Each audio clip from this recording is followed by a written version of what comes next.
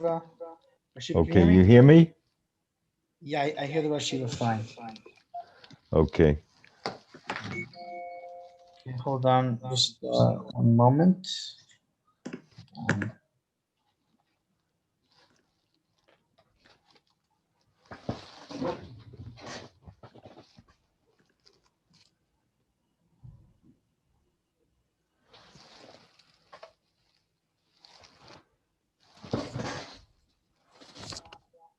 Okay, you hear me? okay, so I heard an echo now. Is that that was a recording what the Rashiva just said before. okay.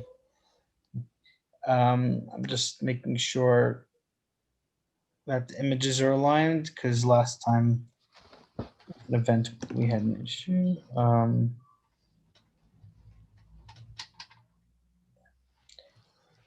Okay, I'm taking out the phone, and in case, hopefully not, because there's some problem, I'll put it back in, just so it shouldn't ring while we're. Right. Okay, great. So yes, so everything looks perfect. Rashiva can start when he's ready. Okay.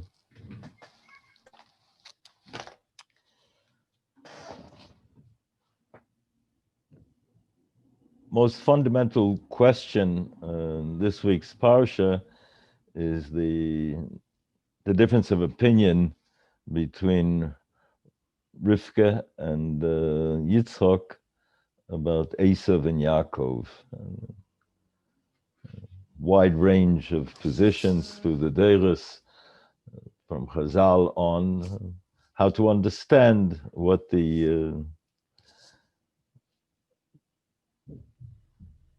their interpretations, the different approaches. Yitzchok seeming to be Makarev more Esav, and Rivka more Yaakov. So another question that's asked is that just a seeming technical question is that the person, uh, nobody knows, has a guarantee on on life and the continuity of life. We make all kinds of statements, Moedani, and throughout our tefillos on the gift of life every moment, every day. Of course, as one gets older, we're dealing with chazokas, with rove, with probabilities. But when Yitzhak declares that he's reached a certain point where he feels he must give the bracha, the question is what was the particular moment? What was the why then? Why not earlier? Okay, so two questions. So the Malbim indicates that when uh, Yaakov comes in and the Bosik says that Yitzchak picked up the scent, the aroma of his clothes, v'yorach esleach begodov, that that beged is an external garment that clothes the body. Most people, their behavior, there's a certain disparity, there's a certain gap, there's a certain distance between who they are and how they behave. The essence of what they are and how close it expresses their behavior, uh, especially when it's assuming positive valence, is that an expression of the core reality of that neshama. The Malbim says that the Yorech, when Yitzchak picked up the scent, the aroma of his begodim, of the external and the internal were exactly congruent. They were there was an exact fit, that he understood that this isn't someone who is going through a theatrical exercise of behaving in a positive manner, though internally he might have been a different person. He understood that this person was it was the neshama that was doing the maisim, the chesed that was now being experienced. I heard many years ago from Rabbi Yaakov Weinberg Zatzal that the ideally there could have been, should have been a Yisachar Zvulun kind of relationship. In a sense, the Netziv seems to allude to this a bit, though it seems to emphasize something more. We'll get to in a moment. That Esav attending to Elam Hazeh would then allow for Yaakov to be a Ish Tam Yoshev Aholim. That was what could have been, what might have been, and it didn't pan out. Isn't what developed. Question then is why does Yaakov have to take the brachas if these brachas are in fact more or appropriate for him in emphasizing the neshama, the bechera, before Matan Torah, before the relationship between the Bechor and the Levi gets switched, and the Levium take over the Avodah. But there is a certain spiritual excellence that is expected and therefore designated as a resource in the potential of the Bechor. And given who Esav was and his behavior, and the Gemara Baba Basra catalogs the series of spiritual Beinodam la Chavera, Beinodam la Mokum, crimes that even that day that he came for the bracha, Esav, that what he was guilty of.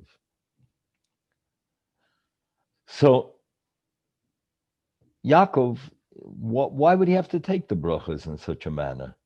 Fine, there could have been this relationship of a Yisachar Zvulun and Olam Hazeh being emphasized by Esav, and that this would have allowed Yaakov to do what had to be done. Didn't work out that way.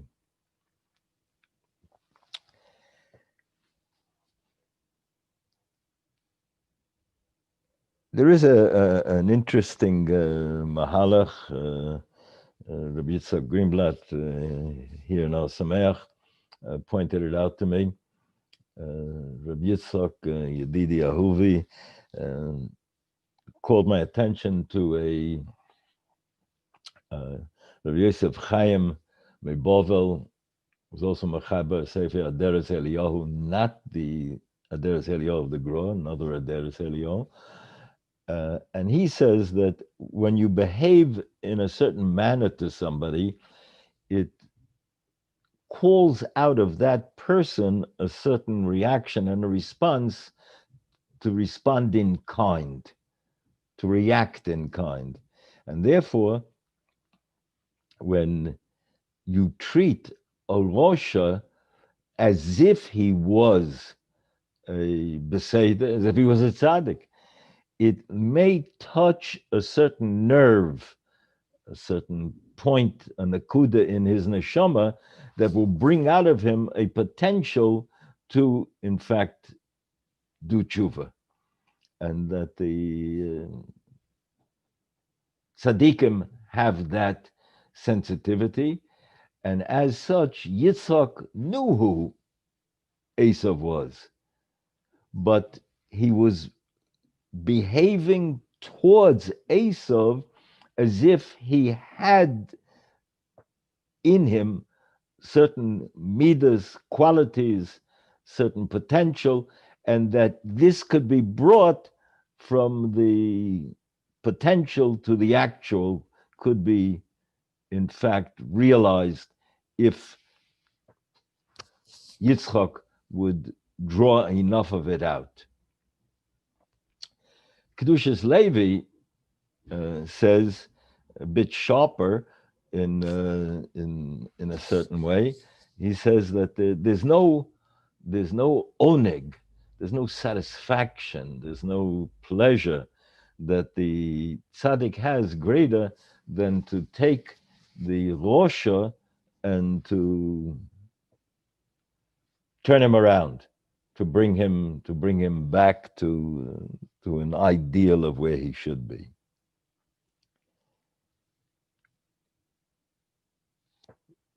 Yaakov Weinberg Zatzal emphasized the fact that that Esav needs it. Esav, for him to fulfill his role in Ruchnius, for him to contribute to Tikkun Ha'olam in the manner in which he is most suited, he's going to need these brachas of Olam Hazeh from Yitzchak, and Yitzchak will in fact facilitate Esav being able to do this. The Netziv goes on a mahalach that there are two kinds of chesed. He talks about this in our parsha, he talks about it in Sefer Bamidbar and Shmos, and he correlates it with Keteris, and we'll come to that momentarily, Yishem. The Netziv indicates that there are two kinds of chesed. There's a chesed which is humanitarian chesed, that society comes to a recognition that in order to exist, people need each other. And they have to, there's a certain complementarity, there's a certain dependency that we have on each other. And when you're in a community, you're in a state, you're in a world that there is this necessary interdependence, then it becomes reasonable for somebody who isn't a nihilist, for somebody who isn't self-destructive. There's an appreciation of having to come to terms with living with others, that we need each other, and this sense of mutuality of some areas in modern humanitarian liberal philosophy, they call it communitarianism. Earlier in philosophic history, it was simply utilitarianism, but there are subtle differentiations between these different schools of thought. Okay. But there is a sense on the human level that even if there isn't an absolute reality of knowing what is the right, on a pragmatic basis, on the ground, on the field, we have an appreciation that we cannot escape the potential friction and conflicts of interest, and therefore it makes sense for us. It's a reasonable thing to work out a modus operandi, a way in which we can live together. And that's even if there is not ofala pumayo, even there isn't an absolute ideal of truth. Netziv says that we find in history many apikusim have been devoted to doing chesed in a very, very significant manner and with a certain amount of consistency, devotion, that they give themselves over to that chesed. Apikoros, you recollect, some of you, is either the root form, they trace it back to either hefker, to abandon, abdicate responsibility, or Epicurean, to live a hedonistic existence, that to deny the dimension of soul, but there's a body. Some of you may remember the story that we tell in Or Sameach of a fellow wakes up in the shtetl where he lives and decides he wants to become an apikoros, and they tell him there in town there is no apikoros under whom he can study. But if he goes to Warsaw, he can find Yossel the apikoros and do a tutelage under him. He goes in search of Yossel the apikoros. Couldn't Google him in those days. Didn't have yellow pages. So he goes, where do you look for an apikoros? He looks at the university, at the state library, at the museum, at the concert, all of the hallowed halls of culture. Begins to snow. Our hero wants to escape the inclement weather, and he drifts to the Jewish section of Warsaw.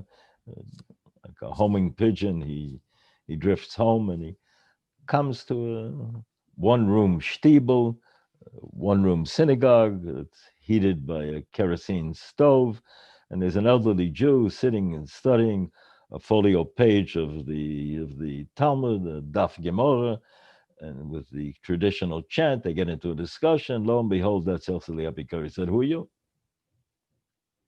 He said, "I came to study to become an apikar someday." He said, "What do you know?" I said, "Well, I've read Aristotle, Plato." No, what do you know? Thought he meant somebody more modern, Schopenhauer, Nietzsche. Slaps on the Gemara. No, what do you know here? I haven't really studied there. I haven't given that much attention. So Yossel the apikoros, who is studying at Daf Gemara, says to our hero, who is looking to become an apikoros, to enroll in a course, Yossel says to him, "Go home and learn. You're an amoritz. Come back after you know how to learn. To become an apikoros is a postgraduate degree. You have to have your undergraduate credentials in place first." We live in a generation, as most of us are painfully aware, the apikoros should be a protected species like the dodo bird. It's an endangered species. I'll call upon them, but many of these apikosim have a sense of chesed. What the Rebbeinu Shalom wants of the chesed from Yaakov's chesed, is that Yaakov's chesed will be not just the interest and the desire for doing good because society needs that, not even just so that it should be for the benefit of an other, the other, which is wonderfully admirable, clearly, but another dimension, because the Rebbeinu Shalom has ordained this is the chesed, and this is what is expected of you. It's all the difference in the world, because there are times where one doesn't see the chesed, and one doesn't know which is the chesed? Is it the chesed to take an 8-day-old infant and surgically to do bris milah? Yes, because the Rebbeinu Shem has told us ultimately, not because it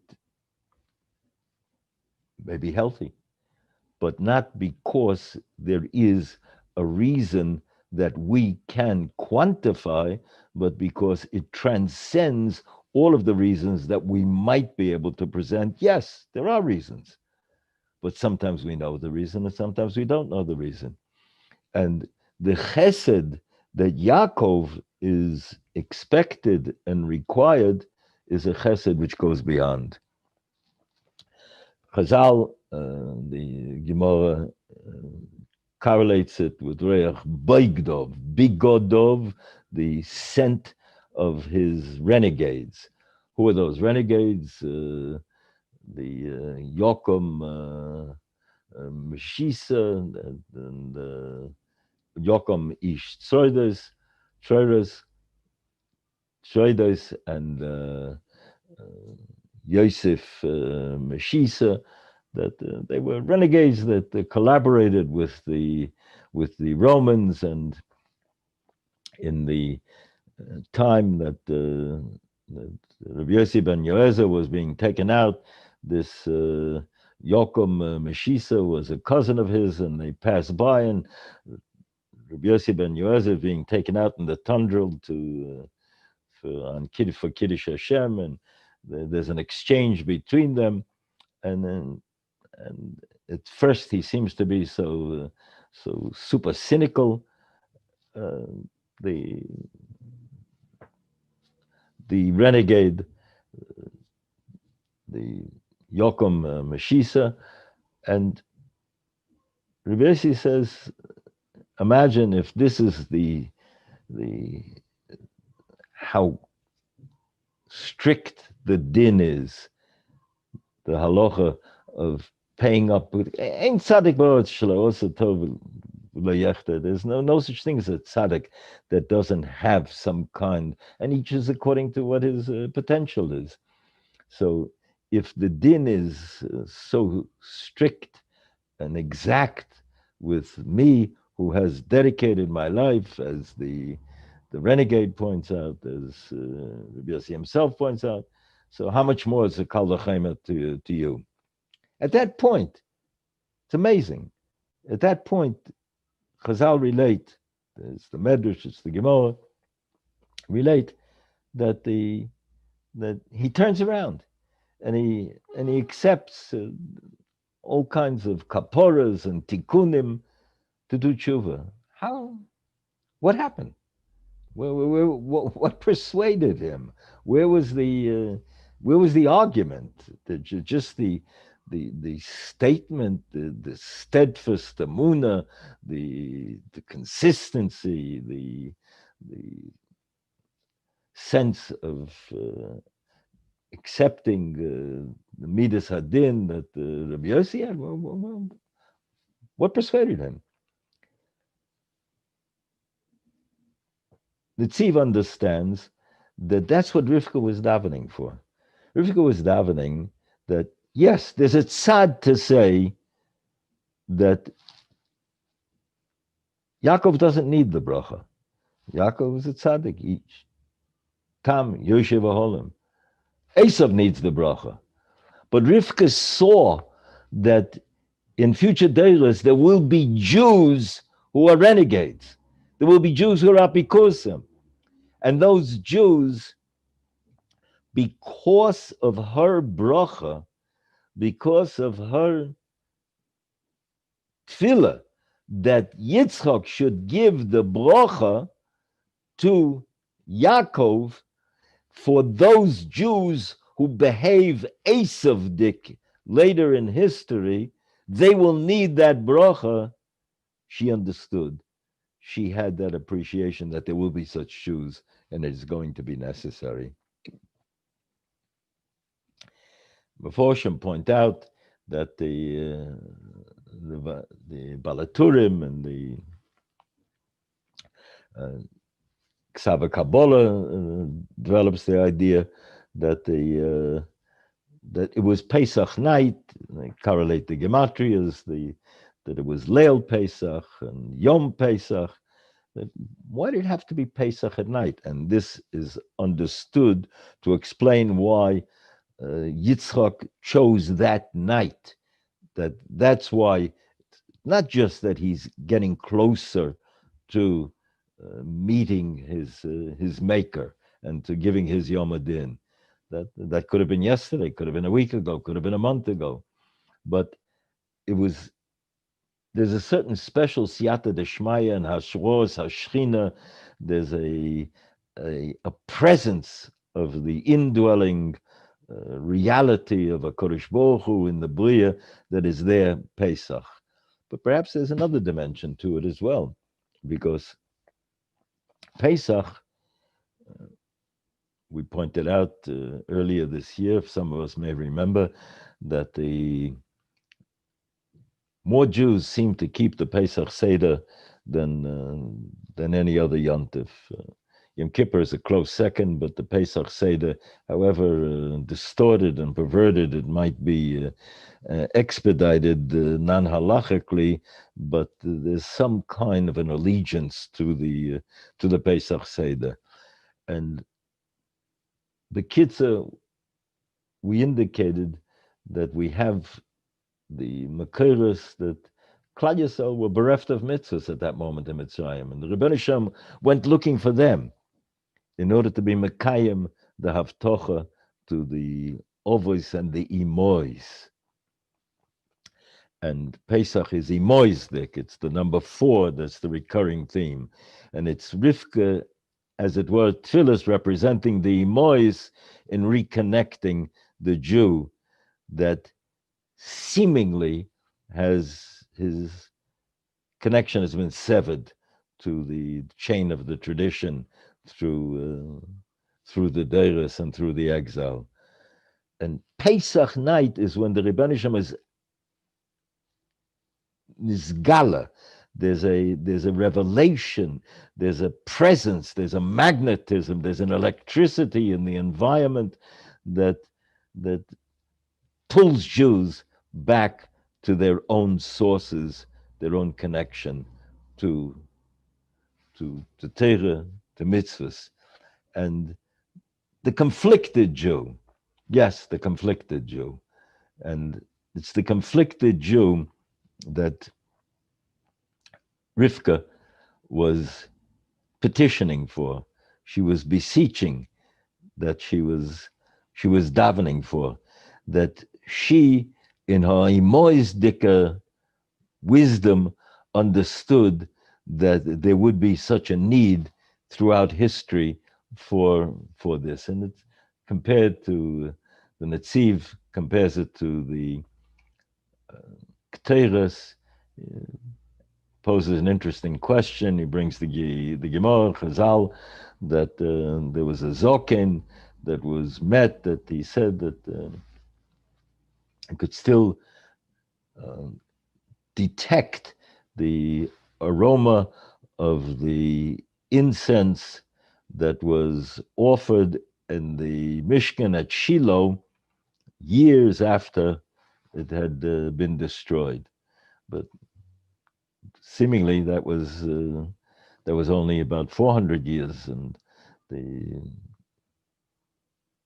Beis Migdash, Bayis Rishon was up, was Bayis Rishon, Bayis Sheni, and the separation between them was twice that amount of time. Well, why? Because there was a certain excellence in Chesed that of Shevet Yosef, that the Menashe and Ephraim comprised Yosef, which was in Shiloh, which that excellence, then that aroma continues. What's the relationship between Keteiros and Chesed? Possibly, we might understand what the Netziv is indicating, is that The Bnei Yisoscha brings the idea that of the different senses that a human being has, sight, hearing, the scent, touch, all of the five senses that a human being has. The only one that was not involved in the chet of Adam Rishon was the sense of scent. And that's why ultimately the Pasuk in Yeshayahu says that they we will have an appreciation of the aroma of Mashiach, the scent Vayorach, the Klal Yisrael will not lose that because it wasn't impaired. That that sense wasn't wasn't broken, and as a result, it doesn't need a tikkun. It doesn't need a corrective. But it's also that sense of the aroma is what allows the kteris to be all inclusive. The kteris to envelop, to contain, to elevate even the foul-smelling chelbana. Like the Drosha Saran said, it's a mistake to read the listing of the Samamonim that the other elements of the incense they just happen to overcome the foul-smelling chelbana. That there are more of them and that they're more pungent. No, says the Rosh Hashanah, you have to read it, that it's the potential that the positive smelling aromas, the incense, have, that is only brought me'akoach alapol, from potential to actuality, because of being stimulated and provoked by the negative, by the chelbana. And we talked about that more on Yom Kippur. I'll call upon him. What we have is that the Rivka, in her himoisdika sensitivity, that the understood, had that kind of had that kind of an awareness that the Klal Yisrael in different points and different times in history, so will be only able to connect because of another level of siyata deshmaya that they require, which will need this brocha that Yaakov has to bring to the fore.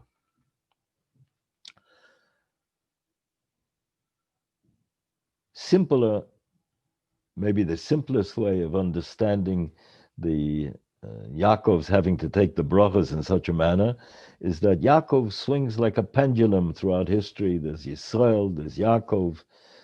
Sometime he's on the ascendancy.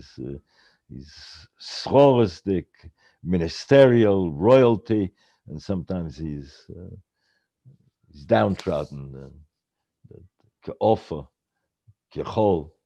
Sometimes like the Kochovim. The Yaakov retains both names because he swings up and back throughout history depending on the performance, the behavior of Jews.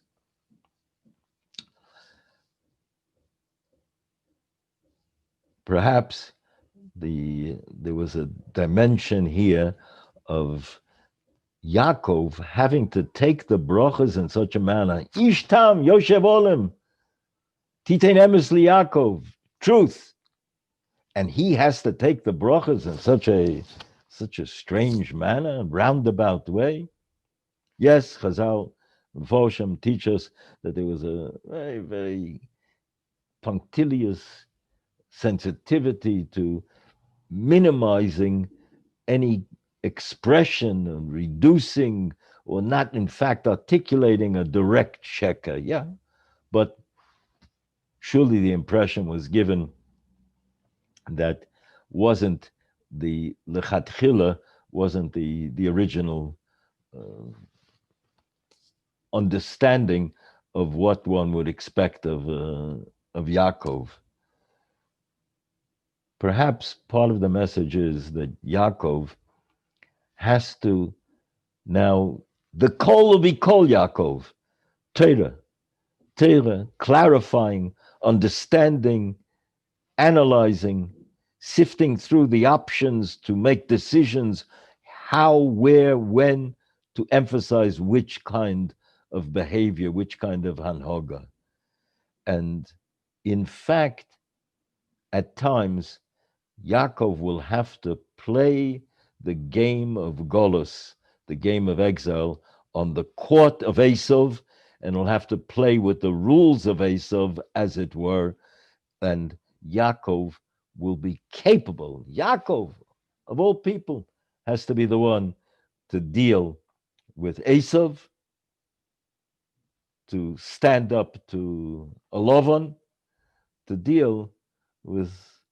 He's the one that wrestles with the Malach of Esav. He's the one that deals with Esav.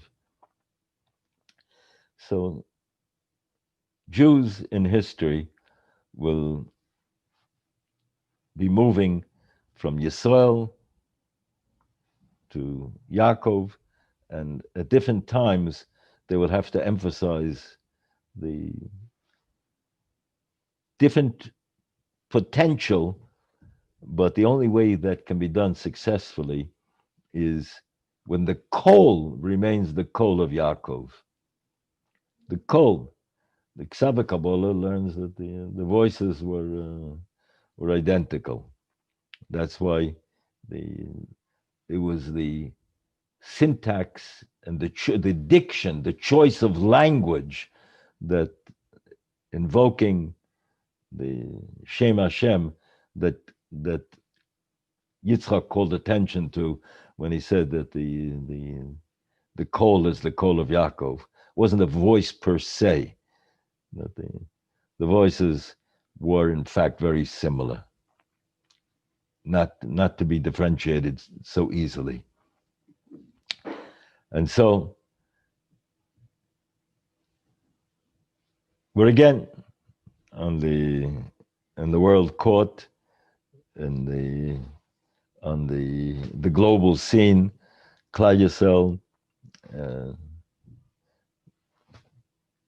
challenged by the Golos infiltrating, penetrating into our environment, and symbolically, actually, not just figuratively, but on a moment-to-moment basis.